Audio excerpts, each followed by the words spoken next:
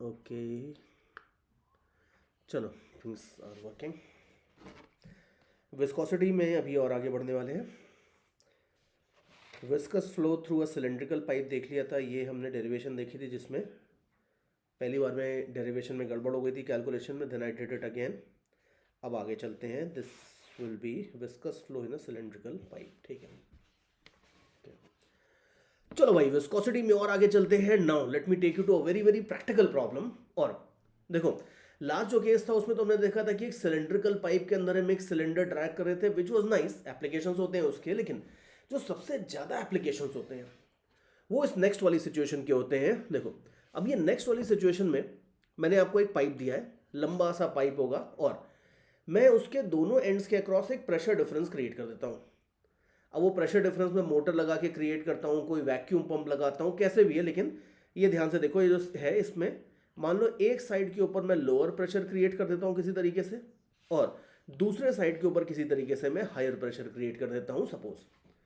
तो you can easily सी कि ये करूंगा तो इसके अंदर कुछ लिक्विड फ्लो करेगा, हायर प्रेशर से लोअर प्रेशर की डायरेक्शन में लिक्विड फ्लो करने लगेगा। और अब क्वेश्चन हमारा ये है कि जब स्टेडी स्टेट अटेन हो जाएगी तब ये फ्लो का रेट क्या होगा। यू कैन इजीली सी कि ज़्यादा बड़ा प्रेशर डिफरेंस क्रिएट करोगे तो ज़्यादा लिक्विड फ्लो करेगा, एटसेट्रा एटसेट्रा। हम ये निकालेंगे that for a given pressure difference इस लिक्विड का फ्लो किस रेट से होगा, क्या क्या और डिटेल्स होंगी वो हम सब निकालेंगे। And you might be thinking sir ये तो पुरानी प्रॉब्लम है, ये तो हम ऑलरेडी कर चुके हैं कि प्रेशर डिफरेंस है और उससे हम फ्लो रेट निकालते हैं। लेकिन भाई याद रखना ये हमने फ्लूइड डायनेमिक्स में किया था जहां पे विस्कोसिटी नेग्लेजिबल थी। Yes, you can see viscosity अगर नहीं है तब तो खैर बहुत आसान है, सीधे बर्नौलीज थ्योरम लगाओ, विद इन सेकेंड्स आपका आंसर आ जाएगा, कोई बड़ी बात नहीं है। लेकिन यहां दिक्कत यह है कि विस्कोसिटी भी है। अब विस्कोसिटी अगर है तो समस्या ये आएगी कि जब यहां से लिक्विड फ्लो करेगा तो लिक्विड की जो स्ट्रीमलाइंस सेंटर के पास में होंगी उनको रोकने के लिए विस्कस फोर्स कम होगा, बिकॉज विस्कस फोर्स अल्टीमेटली कौन लगाएगा, अल्टीमेटली जो स्टेशनरी चीज है, मतलब जो पाइप है उस पाइप का जो बाउंड्री है वो सारा विस्कस फोर्स लगाएगी। ये जो बाउंड्रीज हैं ये विस्कस फोर्स लगाएंगी। तो बाउंड्रीज के पास वाला जो लिक्विड है वो थोड़ा कम स्पीड से फ्लो करेगा, और जैसे जैसे अंदर जाओगे वैसे वैसे इसका इफेक्ट कम होता जाएगा, और अंदर वाले जो लिक्विड्स की स्ट्रीम लाइन्स है वो ज़्यादा स्पीड से मूव करेंगी। तो देयरफॉर अंदर वाली स्ट्रीम लाइन्स के ऊपर जो लिक्विड है वो अलग स्पीड से अगर मूव करेगा तो यू कैन ईजिली सी कि हम इसमें बहुत सारे वो पुराने आइडियाज तो बर्नौलीज थ्योरम वाले लगा नहीं सकते। इनफैक्ट खुद बर्नौलीज थ्योरम भी नहीं लगेगी, बिकॉज बर्नौलीज थ्योरम भी हमने नॉन विस्कस फ्लो के लिए निकाली थी, विस्कस फोर्स को हम उसमें कंसिडर ही नहीं करते थे। तो देयरफॉर यहाँ पे मामला है गंभीर, और हम ये देखेंगे कि अगर एक हॉरिजॉन्टल पाइप है, ग्रेविटी वैविटी नेग्लेक्ट कर देते हैं, अभी ऑलरेडी ये काफ़ी इंटरेस्टिंग प्रॉब्लम बनने वाली है, तो ग्रेविटी वगैरह तो हम बिल्कुल कंसिडर नहीं करेंगे। लेकिन अगर एक लंबी सी हॉरिजॉन्टल पाइपलाइन है और सिर्फ प्रेशर डिफरेंस क्रिएट करने की वजह से उसके अंदर लिक्विड फ्लो कर रहा है, तो वो लिक्विड का फ्लो रेट एटसेट्रा एटसेट्रा क्या होगा ये हम निकालने वाले हैं। और अब ये कैसे निकलेगा, कैलकुलेशन होगा वो देखो, it has there is a very unique way in which we will calculate this thing. See, next page पे लेके चलता हूं आपको। ये कैलकुलेट करने के लिए क्या किया जाता है, देखो हम इस तरीके से चलते हैं कि हम जीरो से लेके आर तक का एक सिलेंडर ले लेते हैं, रेडियस आर का एक सिलेंडर ले लेते हैं यूँ। और ये जो मैंने अलग कलर से ऑरेंजिश या जो भी कलर है, भगवान जाने कौन सा कलर है, लेकिन ये जो भी मैंने अलग कलर से सिलेंडर बनाया है, इस सिलेंडर का मैं फ्री बॉडी डायग्राम बनाने वाला हूँ, या इस सिलेंडर के अंदर जो लिक्विड है उसका मैं फ्री बॉडी डायग्राम बनाऊंगा। तो अब आप देखो, ये वाली जो सरफेस है यहाँ पे मान लो सपोज लोअर प्रेशर है, लिक्विड मान लो ऐसे फ्लो कर रहा है, और ये प्रेशर है मान लो सपोज P1। लेफ्ट वाली सरफेस के ऊपर हायर प्रेशर था, ये मान लो था P2। तो यू कैन क्लियरली सी कि P1 मल्टीप्लाइड बाय एरिया, ये जो फोर्स है ये इसको बाहर आने से रोकने की कोशिश करेगा। और इधर से अगर आप देखो तो P2 multiplied by area, area तो वही रहेगा पाई आर स्क्वायर, ये इसको अंदर पुश करने की कोशिश करेगा। तो देयरफॉर इन दोनों का जो डिफरेंस है P2 minus P1 into whole thing into pi R square, ये फोर्स होगा जो लिक्विड को सिलेंडर के अंदर पुश करेगा, जो सिलेंडर को के अंदर लिक्विड को आगे बढ़ाने की कोशिश करेगा। और इसको रोकने की कोशिश कौन करेगा, रोकने की कोशिश करेगा विस्कस फोर्स। अब वो मैं आपको अलग कलर से दिखाता हूं। देखो, ये जो मैंने सिलेंडर रेडियस आर का लिया है, इसके ऊपर radius R plus D R का एक और सिलेंडर लो इसके बाहर। ये तो मैंने खाली रिंग बना दिया, but what I mean is this कि ये पूरा का पूरा सिलेंडर लो आगे पीछे ऐसे। नाउ यू कैन इजिली सी कि यहां पे अगर लिक्विड की स्पीड v है तो थोड़ा सा बाहर जाओगे, let me show it to you properly, ये स्पीड अगर v है तो थोड़ा सा बाहर जाओगे तो स्पीड इससे कम होगी, हल्की सी v माइनस डी वी होगी एक तरीके से। और अगर इन दोनों लेयर्स के बीच में dv वेलोसिटी का डिफरेंस है तो ग्रीन वाली लेयर अपने इस वाली लेयर को, जिसको मैं अभी लाइट ग्रीन कलर से दिखा रहा हूं, इस वाली लेयर को रोकने की कोशिश करेगी। और हमें पता है कि रोकने का जो विस्कस फोर्स होता है वो होता है eta A into D V by D are.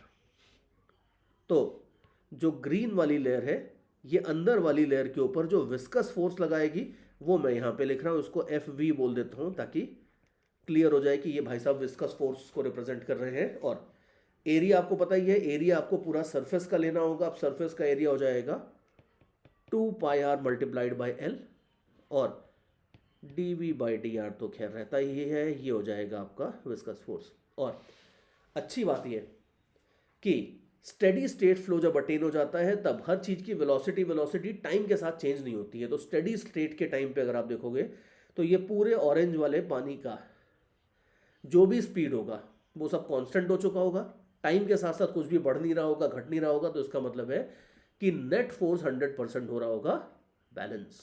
ठीक है, तो अब कर दो भाई net force balance. You can see कि ये प्रेशर डिफरेंसेस का फोर्स इसको पुश कर रहा है आगे, ये विस्कस फोर्स इसको पीछे खींचने की कोशिश कर रहा है, तो इनको हम बैलेंस कर देंगे।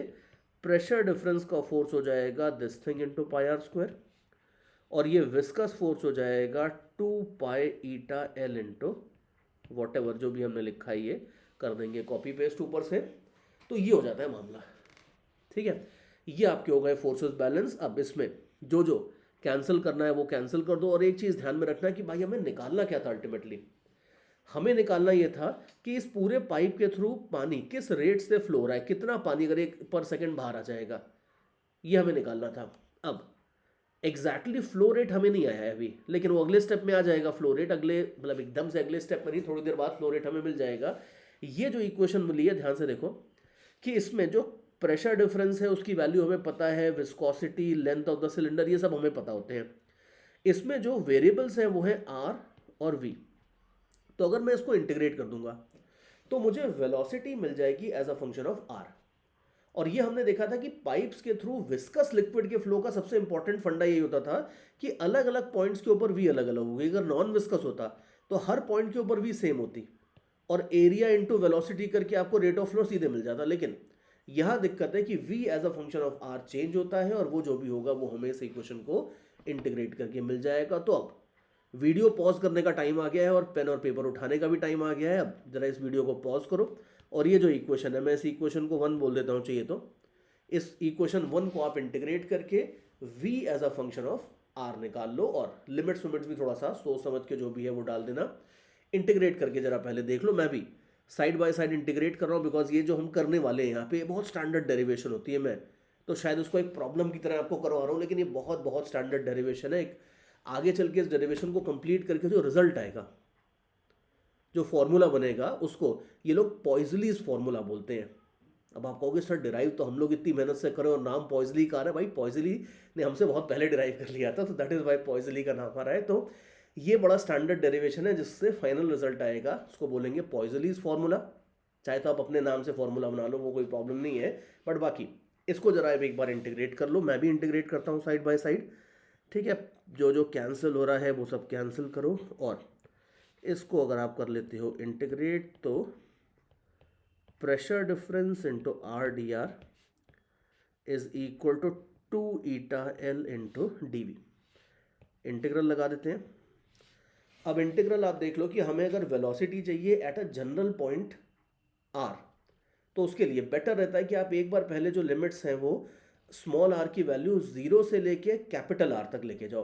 कैपिटल आर मतलब पूरा जो रेडियस है, बिकॉज हमें एक चीज पता है कि ये बाउंड्री पे जाके वेलोसिटी 0 हो जाती है। तो इंटीग्रेशन की लिमिट्स आप सबसे पहले तो r इक्वल टू 0 से कैपिटल आर लो। 0 के ऊपर हमें नहीं पता कि लिक्विड कितनी स्पीड से जा रहा था, तो मान लेते हैं इस सेंटर वाली स्पीड को बोल देते हैं v0। और बिल्कुल बाउंड्री पे तो हमें 100% पता है कि स्पीड 0 हो जाएगी। तो अब अगर आप इसको इंटीग्रेट कर लोगे तो P2 माइनस P1 को मैं डेल्टा P बोल देता हूँ, ब्रैकेट में हो जाएगा आपका capital R square minus zero square by 2, integral किया है, और फिर ये हो जाएगा आपका 2 eta L into zero minus V naught. और हमेशा की तरह हम माइनस साइन को शुरू में हमने एडजस्ट नहीं किया है, वो हम लास्ट में एडजस्ट कर लेंगे, वो कोई प्रॉब्लम नहीं है। तो अगर आप एडजस्टमेंट्स वगैरह कर लेते हो तो you will have V naught. ये जो हमने इक्वेशन लिखी है जिस तरीके से, इस इक्वेशन का फ़ायदा ये है कि हमें इससे वी नॉट की वैल्यू मिल जाएगी। और चलो माइनस साइन भी हम एडजस्ट नहीं करते हैं, हम तो सिंपली जो आ रहा है वो लिख लेते हैं, delta P into R square by 2 is equal to 2 eta L into V naught, like this, minus sign भी है। ये आ जाती है equation. Let's call this equation as equation 2। Now you might be wondering कि सर मिला क्या हमें इससे? हमें इससे एक तरीके से वी नॉट मिल गया। हमें ये मिल गया कि भाई सेंटर के ऊपर कितनी स्पीड होगी, बिकॉज सेंटर वाली स्पीड अब की बात दी नहीं है। पिछला जो क्वेश्चन था जिसमें हम एक बड़े सिलेंडर के अंदर एक पतले सिलेंडर को ड्रैग कर रहे थे, वहां वी नॉट आपको, इनफैक्ट वहां पे भी वी नॉट, हाँ इनफैक्ट वहां आपको वी नॉट दी थी और आपको उससे फोर्स निकालना था। यहाँ पे हम बीच से कोई अलग से फोर्स नहीं लगा रहे हैं, हम खाली प्रेशर डिफरेंस क्रिएट कर रहे हैं और उससे जो फ्लो होगा उसका सेंटर पे क्या वेलोसिटी हो गया वो मिल गया हमें यहाँ पे। और अब मैं आगे क्या करूंगा, अब मैं आगे जरा लिमिट्स चेंज करूंगा। अब ध्यान से देखना कि मेरा टास्क है कि हमें वेलोसिटी चाहिए at a general distance r from the centre, ये हमारा टास्क है। तो अब आप देखो कि अब मैं आगे लिमिट्स चेंज करूंगा इसमें, और लिमिट्स चेंज करके मैं इसमें क्या करने वाला हूं, जीरो से लेके जनरल डिस्टेंस r तक मैं लिमिट्स लूंगा, और जीरो के ऊपर जो वेलोसिटी होगी वो तो खैर वी नॉट ही होगी, और जनरल डिस्टेंस r के ऊपर जो वेलोसिटी होगी उसको मैं डिनोट करने वाला हूं v से। तो इस पूरे इंटीग्रल में मैं खाली अपर लिमिट चेंज करूंगा, उसको मैं रेड कलर से दिखा रहा हूं for the sake of clarity. ये बस इतना सा चेंज किया मैंने यहाँ पे, और कुछ नहीं है। तो ठीक है, अभी ये चेंज कर दिया है। तो अब आप देख लो करस्पॉन्डिंगली यहाँ पे भी जो चेंज आएंगे वो चेंजेस भी हम अकोमोडेट कर लेते हैं। तो नीचे भी आप देख लो कि अपर लिमिट हो जाएगी आपकी बहुत स्मॉल r स्क्वायर, और राइट हैंड साइड में हो जाएगी V square minus V naught square.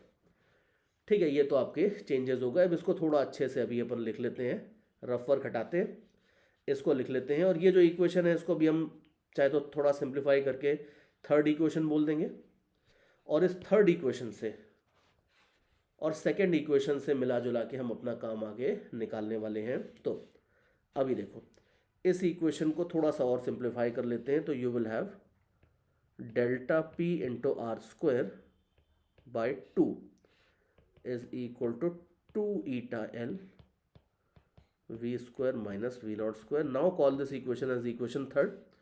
और ये भी देख लो कि कैलकुलेशन थोड़े अच्छे थे, खाली ऐसा नहीं था कि बस इंटीग्रेट किया और सीधे आंसर आ गया, नहीं, लॉजिक भी लगाना था। तो ये इक्वेशन 2 और इक्वेशन 3 है। Now look very very carefully at equation 3। Equation 3 में अगर ये वी नॉट की वैल्यू मैं यहाँ पे डाल देता हूँ, और वी नॉट में भी आप देख लो मैंने थोड़ी सी सिली मिस्टेक कर दी है, कैलकुलेशन में स्क्वायर नहीं होगा, there is no need of any square, तो स्क्वायर मैं हटा देता हूँ यहाँ पे से दोनों तरफ से। तो ये जो अपनी वी नॉट की वैल्यू है ये अगर मैं इधर से उठा के यहाँ पे डाल देता हूँ तो मुझे स्पीड ऑफ फ्लो मिल जाएगा, ये v मिल जाएगा as a function of r। तो ये हमारा पहला प्राइमरी टारगेट है। और इसके बाद इनफैक्ट आप देख लो कि ऊपर मैंने लिखा भी है ये, इसीलिए पहले से लिख लिया था कि हमारा टारगेट क्या है कि v as a function of r निकाल लेंगे, और फिर उसके बाद आगे एक छोटा सा और इंटीग्रेशन करेंगे, और इसका सेकेंड वाला जो इंटीग्रेशन है उसका यूज करके फिर हम आगे पूरा रेट ऑफ फ्लो निकालने वाले हैं। तो थोड़ी लेंदी डेरिवेशन है, but still it's a very nice and a very conceptual derivation. तो अब आगे प्रोसीड करते हैं।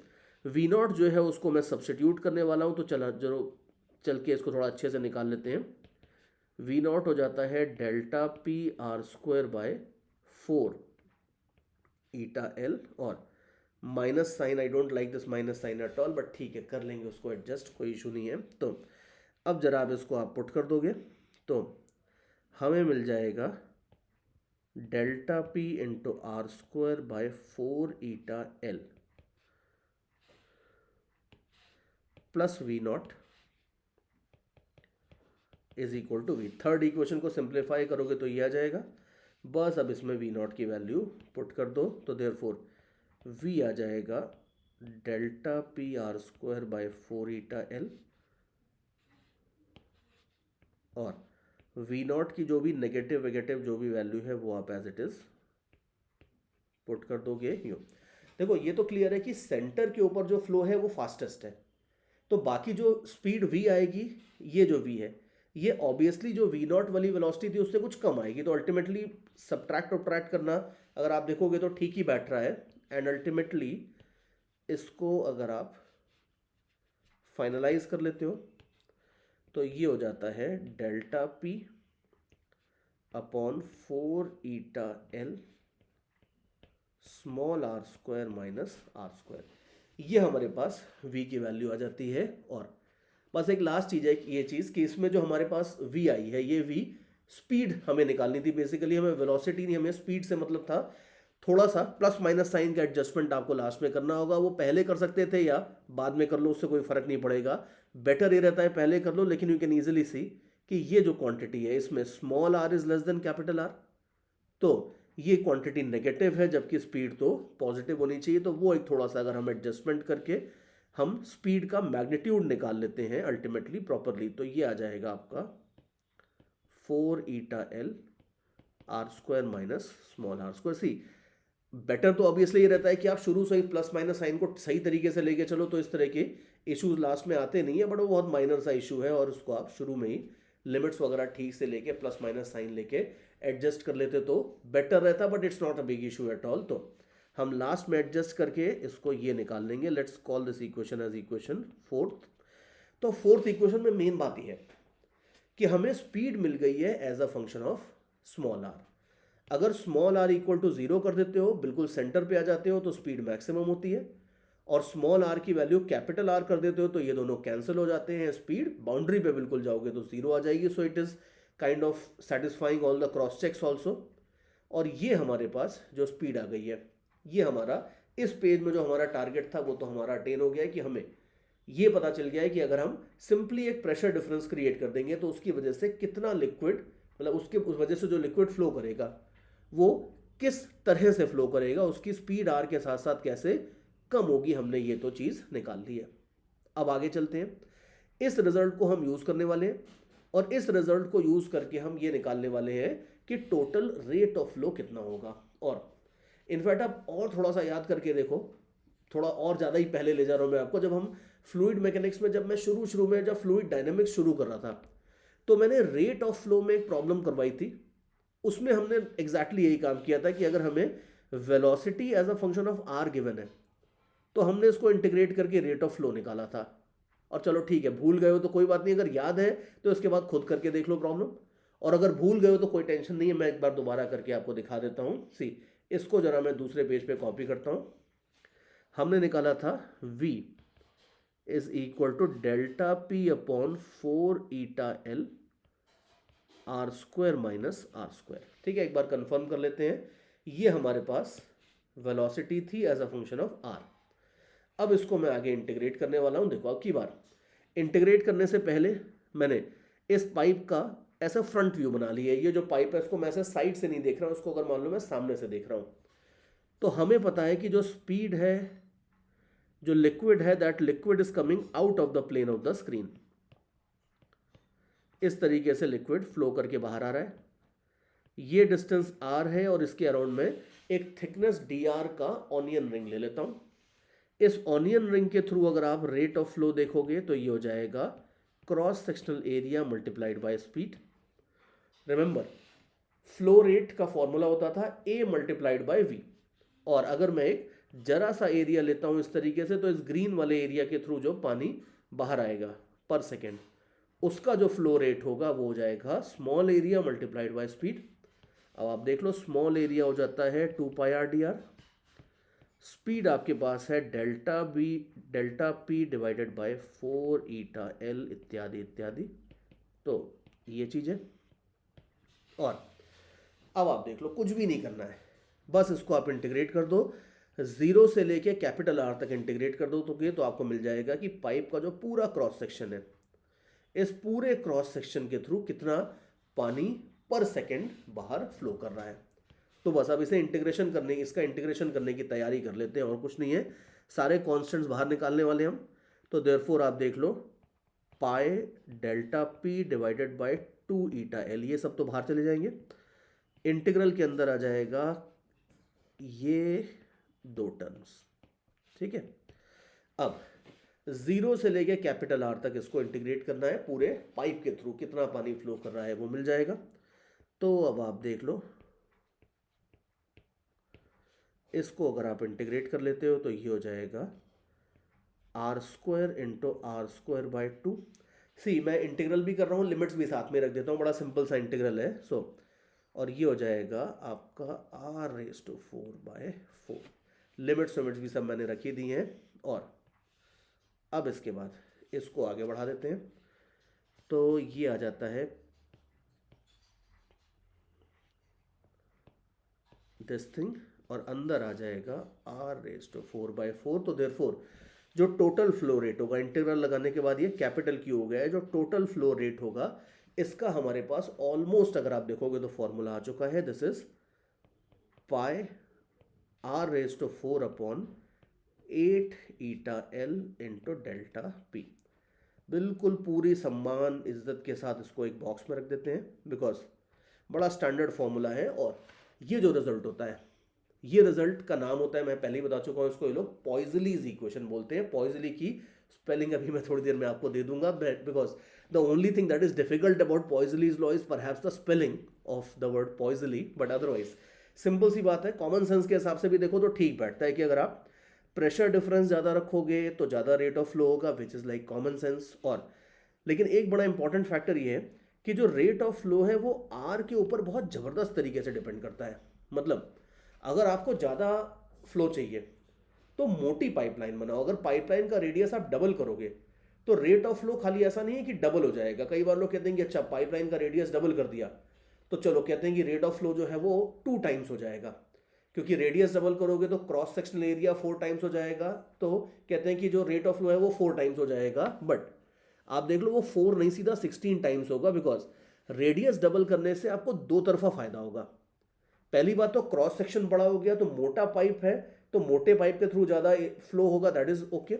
और दूसरा आप ये देखो कि जो विस्कस फोर्स है उसका इफेक्ट भी कम हो जाएगा, बिकॉज पानी अगर आप जितना पतला पाइप लोगे सरफेसेस उतनी ज़्यादा डोमिनेट करेंगी, उतनी ज़्यादा सरफेसेस पास पास आती जाएंगी, उसके बीच से फ्लो करना मुश्किल होगा। लेकिन जितना मोटा पाइप करते हो उतना ज़्यादा विस्कस फोर्स का इफेक्ट वीक पड़ता जाता है। और इन दोनों फायदों को मिला दो तो ये आर का जबरदस्त डोमिनेशन आता है। इसीलिए जितनी बड़ी बड़ी बड़ी पानी की, ऑयल की पाइपलाइंस होती हैं, कोशिश ये लोग यही करते हैं कि मोटी पाइपलाइन बनाया जाए, बिकॉज जितनी मोटी पाइपलाइन बनाओगे उतना आपको इन सारी की सारी वजहों से प्रॉब्लम्स कम आएंगी, विस्कस फोर्स वगैरह कम हो जाते हैं और आपको ज़्यादा बढ़िया रेट ऑफ फ्लो मिलता है। तो सबसे तगड़ा फैक्टर इसमें तो होता है आर। बाकी आप देख लो एल नीचे आता है, वो तो आएगा ही। जितनी लंबी पाइपलाइन होगी ऑब्वियसली उसमें विस्कस फोर्सेस उतने ज़्यादा होंगे, उतना रेट ऑफ फ्लो कम होता जाएगा। तो लंबी पाइपलाइन में प्रॉब्लम आती है। अब उसको ओवरकम करने के लिए लोग क्या करते हैं कि अगर मान लो 1000 किलोमीटर लंबी पाइपलाइन है तो बीच बीच में कुछ बूस्टर पंप्स लगा देते हैं, कुछ सेक्शंस के ऊपर पंप्स लगा देते हैं। तो वो पंप्स क्या करते हैं कि भाई जितना नुकसान हुआ होता है विस्कस फोर्स की वजह से उसको रिप्लेनिश कर देते हैं, थोड़ा सा काम बेटर हो जाता है। ये सब चलता रहता है। बट अदरवाइज लंबी पाइपलाइन का कोई इलाज नहीं है किसी के पास, तो एल तो नीचे आएगा ही। ईटा भी मटेरियल पे डिपेंड करता है, वो भी नीचे आता है। तो देयरफॉर ये रिजल्ट हो जाता है। इस रिजल्ट को मैंने थोड़ा अच्छे से यहाँ पे लिख भी दिया है, you can see same result जो है इसको थोड़ा प्रॉपर तरीके से मैंने लिख भी दिया है कि अगर मेरे पास एक पाइपलाइन है जिसके अंदर प्रॉपर स्टडी लैमिनार फ्लो हो रहा है और इसके अक्रॉस अगर प्रेशर डिफरेंस डेल्टा पी है, तो हायर प्रेशर से लोअर प्रेशर की तरफ लिक्विड फ्लो करेगा। पाइपलाइन हॉरिजॉन्टल मैंने रखी है ताकि ग्रेविटी के इफेक्ट को नेग्लेक्ट किया जा सके, जो कि जनरली होता है। लंबी लंबी पाइपलाइंस ऑलमोस्ट हॉरिजॉन्टल ही होती है, थोड़ा ऊपर नीचे होता है तो उसके इफेक्ट को ज़्यादा एकोमोडेट करने की ज़रूरत नहीं पड़ती है। तो हॉरिजॉन्टल पाइपलाइन के through rate of flow of liquid इस फॉर्मूले से आप निकाल सकते हो, ये बात है। तो ये छोटा सा रिजल्ट ध्यान रखना और इसके ऊपर क्वेश्चंस भी बना के देख लेते हो। बाकी देखो इसके ऊपर क्वेश्चंस बनाने को तो बहुत कुछ बनाया जा सकता है, लेकिन जेई वाले एक लिमिट से ज़्यादा परेशान नहीं करते हैं पॉइजलीज लॉ को लेके, तो देयरफॉर मैं एक दो क्वेश्चंस आपको बना के दिखाता हूँ कि किस तरीके से इसके ऊपर क्वेश्चंस बनते हैं। सी, जैसे देखो कई बार तो ये लोग बड़े सिंपल तरीके से बात करते हैं, कहते हैं सीधे फॉर्मूला बेस्ड क्वेश्चन पूछ लेंगे, बात खत्म। जैसे एक अगर आप देखोगे तो ओल्ड जेई क्वेश्चंस में या दूसरा कोई कॉम्पिटेटिव एग्जाम रहा होगा शायद, उसमें इन्होंने एक बार क्वेश्चन इस तरीके से पूछा था, सिंपल वैल्यूज दे दी थी। उन्होंने कहा था कि मेरे पास एक पाइपलाइन है और इस पाइपलाइन का रेडियस है लेट अस से 10 सेंटीमीटर्स, इसकी जो लेंथ है, ये पूरी की पूरी जो ये लंबी लेंथ होती है, ये लेंथ है 10 किलोमीटर्स, और इसके अंदर हम कुछ लिक्विड फ्लो करवा रहे हैं जिसकी विस्कोसिटी है 0.1 SI यूनिट्स, ये बात है। और फिर हम इसके अक्रॉस प्रेशर डिफरेंस लगा देते हैं 10 एटमॉस्फेयर का, 10 एटमॉस्फेयर का प्रेशर डिफरेंस लगा देते हैं। ये सारा का सारा डेटा आपका गिवन था और क्वेश्चन ये था कि भाई इसके थ्रू कितना लिक्विड फ्लो करेगा पर second, what will be the flow rate through this pipe, ये अपने को निकालना था। तो यू कैन इजीली सी, ये कॉम्पिटेटिव एग्जाम्स में पूछा हुआ क्वेश्चन है और ये बिल्कुल आप देख लो कुछ भी नहीं है, फॉर्मूला बेस्ड क्वेश्चन है। तो आप फॉर्मूला याद करके गए हो तो सीधे सीधे क्वेश्चन सॉल्व हो जाएगा। अगर आपने डेरिवेशन नहीं भी करी है तो भी अच्छी खबर ये है, या आप शायद आप कहोगे कि सर पहले ही बता देते तो हम शायद डेरिवेशन देखते नहीं, इसीलिए पहले नहीं बताया था। लेकिन अच्छी या बुरी जो भी मानो, खबर ये है कि पॉइजलीज इक्वेशन में अगर आप डेरिवेशन पूरी समझ के नहीं भी जाओगे तो भी पॉइजली से संबंधित कम से कम 90-95% क्वेश्चन तो आपको वैसे भी बन जाएंगे। वो फॉर्मूला बेस्ड क्वेश्चन पूछते हैं। हाँ, एडवांस में अगर आप तैयारी कर रहे हो स्पेशली अच्छे रैंक्स के हिसाब से, where you don't want to leave any stone unturned, तो वहां पे आपको डेरिवेशन समझ के जानी चाहिए। और वैसे भी आप देख लो यार, मतलब बेसिक डेरिवेशन तो समझनी चाहिए, अदरवाइज तो फिर मजा ही नहीं आएगा फिजिक्स में।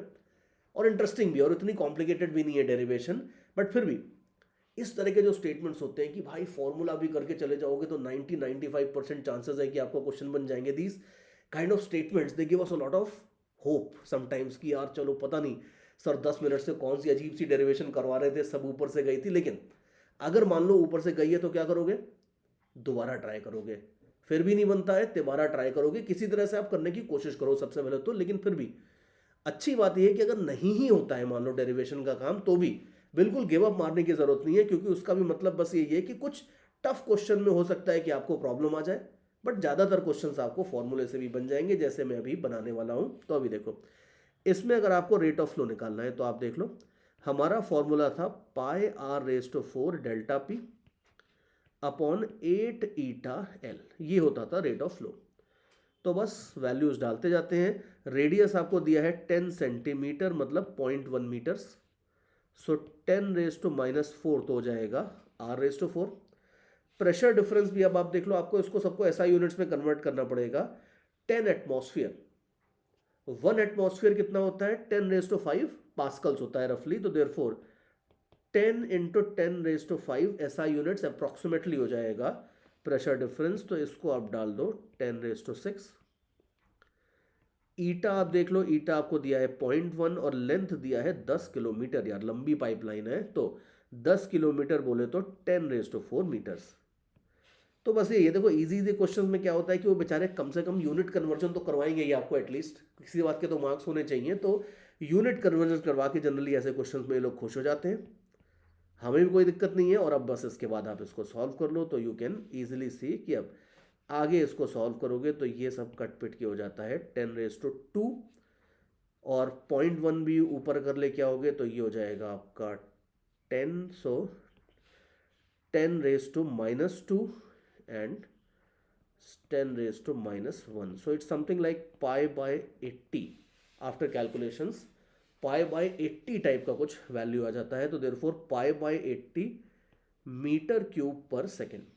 आप खुद ही देख लो कि रेट ऑफ फ्लो अगर आप देखते हो, रेट ऑफ फ्लो बहुत कम है, π/80 मीटर क्यूब पर सेकेंड तो बहुत ही कम रेट ऑफ फ्लो है। 3.14 डिवाइडेड बाय 80 अगर आप देखोगे तो बहुत थोड़ा थोड़ा थोड़ा लिक्विड जाएगा, which is kind of okay also, because अगर आपने इतनी पतली पाइपलाइन बनाई है, जनरली इतनी लंबी पाइपलाइन अगर 10-10 किलोमीटर लंबी पाइपलाइन होती है तो फिर वो मोटी होती है, उसका कोई 10 सेंटीमीटर का रेडियस नहीं रखता है, बट ठीक है। This was just to show you कि ज्यादातर क्वेश्चंस किस तरह के आते हैं। अच्छी बात है कि पॉइजलीज के जो क्वेश्चन आते हैं 90 to 95% क्वेश्चन आपके लगभग इसी लेवल के रहते हैं जो भी हमने यहाँ पे देखा है। अब आप कहोगे कि ठीक है सर ये तो ठीक है, अब लेकिन अगर वो 5-10% क्वेश्चन की बात करें जो थोड़े से बेटर होते हैं, उसमें क्या करते हैं, देखो उसमें भी आप देख लो कि उसमें भी ऐसा नहीं कि कुछ बहुत ज़्यादा बड़ी महान बात कर देते हैं। उसमें भी आप देखो क्या करते हैं, मैं आपको दिखाता हूँ एक एग्जाम्पल लेके। जैसे एक बार इन्होंने एक और क्वेश्चन दिया था जिसमें इन्होंने दो पाइपलाइंस ज्वाइन कर दी थी। इन्होंने कहा था कि एक पाइपलाइन है ऐसे, सिलेंड्रिकल पाइप है, इसका रेडियस है आर, और इसके आगे मैंने एक और सिलेंड्रिकल पाइपलाइन ज्वाइन कर दी है, इसका रेडियस इन्होंने दिया था 2r।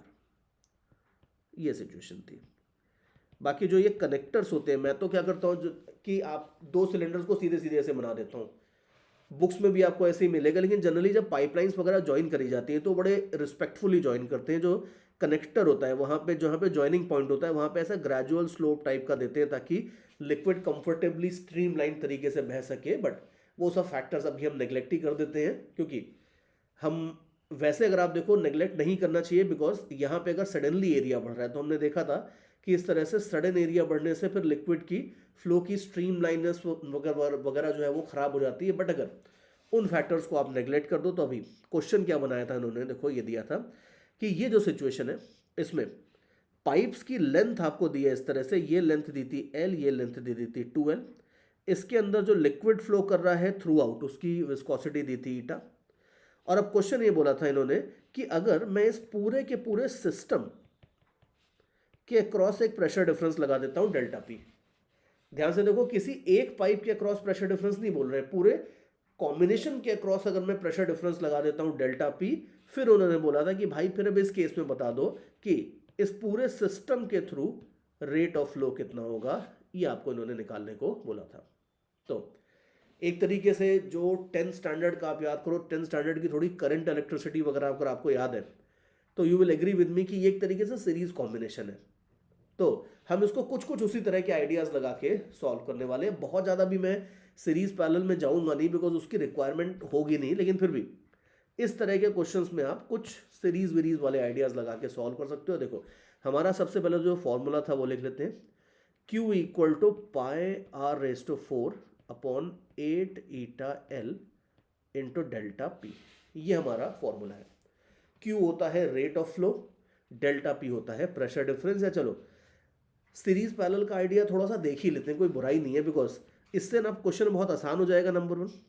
और ये क्वेश्चन तो चलो फिर भी बहुत सिंपल सा है, बिकॉज दो ही चीज़ें इसमें सीरीज में लगाई हैं। लेकिन अगर सीरीज पैरेलल का आइडिया एक बार मेरे साथ बैठ के अच्छे से देख लोगे तो फायदा ये होगा कि अब इसमें कुछ भी दे दें। वो मान लो ऐसा दे देते हैं कि एक पाइपलाइन है और वो आगे चल के दो पीसेस में, दो पार्ट्स में डिवाइड हो जाती है, इसके साथ एक सीरीज में और कुछ लगा देते हैं, वॉट एवर।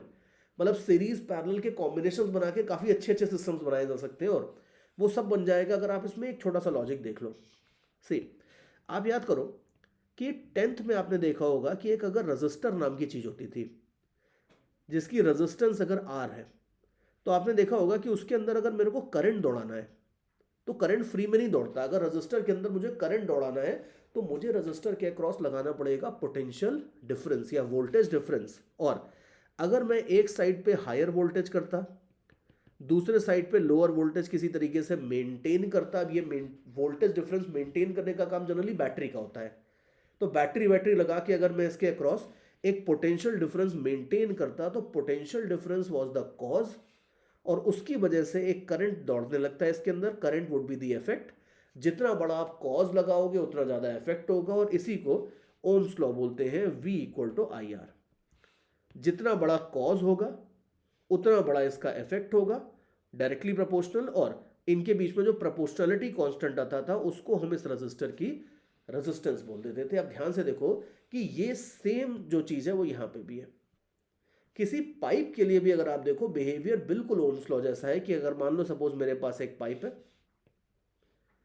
पाइप के अंदर अगर मुझे लिक्विड फ्लो करवाना है, करंट फ्लो की बजाय लिक्विड फ्लो है, अगर लिक्विड फ्लो करवाना है तो फ्री में तो वो फ्लो करेगा नहीं, मुझे क्या लगाना पड़ेगा, मुझे लगाना पड़ेगा एक प्रेशर डिफरेंस। तो वोल्टेज डिफरेंस की बजाय मुझे लगाना पड़ गया है एक प्रेशर डिफरेंस। जितना ज़्यादा प्रेशर डिफरेंस लगाऊंगा उतना ज़्यादा होगा रेट ऑफ फ्लो, और जो प्रोपोर्शनलिटी कांस्टेंट आता है एक तरीके से, आप ध्यान से देखो, जितना ज़्यादा प्रेशर डिफरेंस लगाऊंगा उतना ज़्यादा होगा रेट ऑफ फ्लो। और ये सारा का सारा जो प्रोपोर्शनलिटी कांस्टेंट है, अगर उसको मैं इस साइड पर टक देता हूं, अगर मान लो ले जाके, तो ये जो प्रोपोर्शनलिटी कांस्टेंट है अगर इस यहां पे लेके आ जाता हूं, तो इसको हम रेजिस्टेंस से कंपेयर कर सकते हैं। हम ये बोल सकते हैं कि ये एक तरह से इफेक्टिवली पाइप की रेजिस्टेंस की तरह काम करेगा। तो देयरफॉर ये सारा का सारा कांस्टेंट अगर मैं इधर ले आता हूं, 8 eta L upon pi R raise to 4, तो ये ब्रैकेट में जो चीज है ये एक तरह से पाइप की इफेक्टिव रेजिस्टेंस हो जाएगी। और अगर मैं पॉइजलीज लॉ को इस तरीके से लिख लेता हूं जैसा मैंने नीचे लिखा है, तो इस तरह से लिखने के बाद पॉइजलीज लॉ बिल्कुल ओम्स लॉ जैसा दिखने लगता है। और ये चमत्कार हमारे बड़े काम आने वाला है, बिकॉज हमें पता है कि भाई ओम्स लॉ करंट, इलेक्ट्रिसिटी या रेजिस्टेंस की सबसे बेसिक प्रॉपर्टी होती है ओम्स लॉ। अगर किसी भी दो चीजों की बिल्कुल फंडामेंटल प्रॉपर्टी ही मैच हो जाती है तो उसके बाद उसकी सारी की सारी प्रॉपर्टीज आपकी मैच होंगी। जैसा हमने पहले भी कई जगह देखा हुआ है, इलास्टिसिटी वगैरह में भी ये सिमिलर चीज हमने देखी थी, जहां पे हमने स्प्रिंग के साथ एक मैचिंग करवा दी थी और फिर हमने स्प्रिंग की सारी प्रॉपर्टीज इलास्टिक रॉड वॉड के लिए कॉपी मार दी थी। वो सेम फायदा हमें यहाँ पे भी मिलने वाला है कि जैसे एक इलेक्ट्रिकल रेजिस्टेंस के थ्रू फ्लो होता है करंट, वैसे ही एक पाइप के थ्रू फ्लो होता है पानी। करंट को फ्लो करवाने के लिए वोल्टेज डिफरेंस लगाना पड़ता है, पानी को फ्लो करवाने के लिए आपको प्रेशर डिफरेंस लगाना पड़ता है। जितना ज्यादा प्रेशर डिफरेंस लगाओगे उतना ज्यादा रेट ऑफ फ्लो होगा। बस फर्क हल्का सा नोटेशन का है। Rate of flow of electric charge को ये लोग आई से डिनोट करते हैं, rate of flow of water को या फ्लूइड को ये लोग क्यू से डिनोट करते हैं। आप चाहो तो इसको भी क्यू की बजाय आई से ही डिनोट करना शुरू कर दो, कोई फर्क नहीं पड़ेगा अल्टीमेटली। और ये दोनों को अगर आप मैच कर दोगे तो जो ब्रैकेट में क्वांटिटी आती है, जिसको अभी मैं बॉक्स कर रहा हूं ग्रीन कलर से, इस चीज को आप बोल सकते हो एक तरह से पाइप की इफेक्टिव रेजिस्टेंस। और फिर उसके बाद अगर ये मैचिंग कर लेते हो तो हमारे करंट, इलेक्ट्रिसिटी के जो सारे आइडियाज थे वो आपके पाइप के थ्रू फ्लो होने वाले लिक्विड के लिए 100% एप्लीकेबल हो जाएंगे। और यहां पे तो हमें खैर कोई बहुत बड़ा आइडिया चाहिए ही नहीं, यहां पे तो हमें बस खाली सीरीज कॉम्बिनेशन चाहिए। अब हम ये बोलेंगे कि जो पाइप होते हैं, ये पाइप एक तरीके से रेजिस्टेंस की तरह होंगे। तो अब इसका अगर आप इक्विवेलेंट सर्किट टाइप का बना दोगे अगर, तो ये हो जाएगा, ये दोनों पाइप्स अगर सीरीज में है तो ये दोनों रेजिस्टेंसेस एक तरीके से सीरीज में बना दोगे आप। और आप ये बोल सकते हो कि इनकी जो टोटल रेजिस्टेंस है वो सीरीज कॉम्बिनेशन के फॉर्मूले से आ जाएगी। और सीरीज कॉम्बिनेशन हमें पता है उसमें रेजिस्टेंसेस सिंपली ऐड हो जाती हैं। तो जो टोटल रेजिस्टेंस है वो जाएगी आपकी सिंपली R1 प्लस R2। और अब आप देख लो कि R1 और R2 तो लिखना हमारे लिए बहुत आसान है, बिकॉज हमें पता है कि R का फॉर्मूला ये है। ये भी ध्यान रखना कि रेजिस्टेंस और रेडियस दोनों को मैं R से डिनोट कर रहा हूं, so don't get confuse between the two. लेकिन अब आपको अगर रेजिस्टेंस चाहिए पतले वाले पाइप की, तो वो मैं जरा लिख देता हूं, ये हो जाएगी आपकी 8 eta L divided by pi R raise to 4। इसमें तो कुछ करना ही नहीं पड़ा। बड़े वाले पाइप के लिए लेंथ 2L है, तो 8 ईटा इंटू 2L, और रेडियस आपका ट्वाइस हो गया है। तो रेडियस ट्वाइस होने का मतलब है कि pi into 2R whole raise to 4, ये बनेगा। ठीक है, अब जरा इसको सॉल्व कर लेते हैं थोड़ा सा। ठीक है, इसको सॉल्व करके हमें इक्विवेलेंट रेजिस्टेंस एक तरह से पूरे के पूरे सिस्टम की मिल जाएगी। So let's find that out. 8 eta L upon pi R raise to 4, तो भाई ले लो कॉमन, अंदर बचता है आपका 1 plus 2 divided by 16। So that's something like this. ये अगर आप देखोगे तो ये हो जाएगा 1/8, 9/8। और तो एक तरह से जो इक्विवेलेंट रेजिस्टेंस हो जाती है पूरे सिस्टम की, वो हो जाती है आपके पास 9 eta L divided by pi R raise to 4। Let's call this equation as equation 1। तो अब हम ये बोल सकते हैं कि ये दोनों पाइप का जो पूरा सिस्टम था, इस पूरे सिस्टम की इक्विवेलेंट रेजिस्टेंस हो जाती है ऐसे। और जैसा कि हम जानते हैं कि रेजिस्टेंसेस के लिए भी हम ओम्स लॉ एक रेजिस्टेंस पे भी लगा सकते हैं, दूसरी पे भी लगा सकते हैं, टोटल सिस्टम के ऊपर भी लगा सकते हैं। तो अब अगर मान लो हम ओम्स लॉ, मतलब हमारा पॉइजलीज इक्वेशन एक तरीके से, अगर हम पूरे के पूरे सिस्टम के ऊपर एक बार में लगा देते हैं, तो अब आप ये देख सकते हो कि पूरे सिस्टम के थ्रू जो फ्लो रेट होगा, फ्लो रेट का मतलब एक तरह से करंट, पूरे सिस्टम के लिए अगर आप लगाते हो तो हमें पता है, जैसे ओम्स लॉ ही लिखता हूं, current is equal to potential difference upon R. तो अगर आपको पूरे सिस्टम के थ्रू टोटल करंट चाहिए तो ये हो जाता है total potential difference divided by total resistance of the system.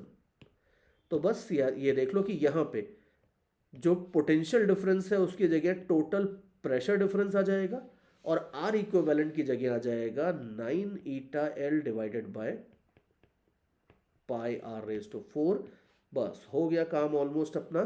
थोड़ा सा सिंप्लीफाई कर लेते हैं इसको, तो ये हो जाएगा pi R raise to 4 delta P divided by 9 eta L.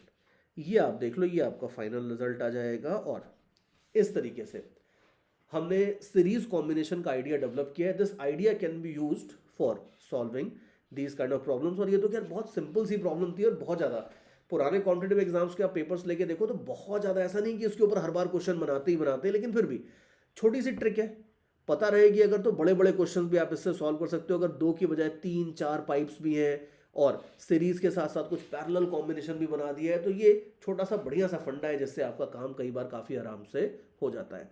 तो ये ध्यान रखना कि ओम्स लॉ को आप पॉइजलीज लॉ के साथ कंपेयर करके किसी भी पाइप की इक्विवेलेंट रेजिस्टेंस निकाल सकते हो और वो इक्विवेलेंट रेजिस्टेंस बड़े काम आती है for solving these kind of questions. तो ये हमने देख लिया है कि पॉइजलीज लॉ को ओम्स लॉ से भी कैसे कंपेयर करते हैं। और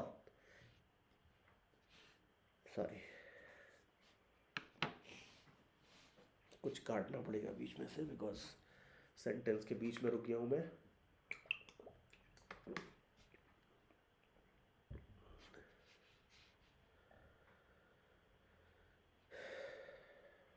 ओके,